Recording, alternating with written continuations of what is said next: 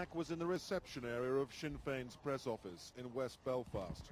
First reports said 2 men claiming to have arranged an interview at the offices were allowed into the heavily fortified building by an elderly doorman. Within seconds, shots rang out. 3 men, including the doorman, were killed.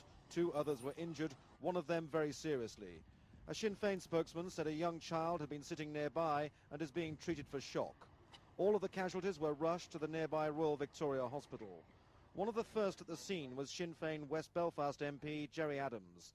Under government guidelines, his voice cannot normally be broadcast, but he was speaking as a witness after murders in his constituency.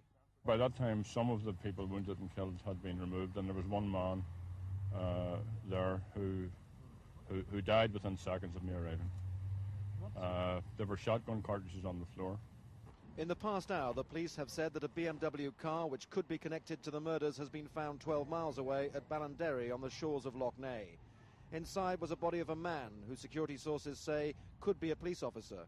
At the scene of the murders, there was confusion as police and army moved in force. But a short time ago, sources said the shooting was carried out by a single gunman, a police officer who turned into a killer, then committed suicide. It came today here at the offices which generate publicity for the IRA's political wing.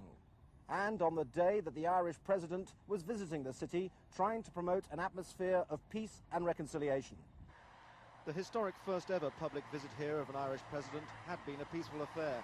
It was marked only by the absence of the Lord Mayor of Belfast, who said he couldn't meet President Robinson because she was the head of a state which still had a territorial claim to Ulster written into its constitution.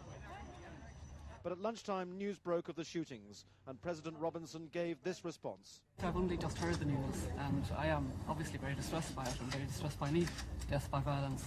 It seems to run counter to what I've been seeing and sharing in and enjoying so far here in Belfast, but it is very distressing and very upsetting.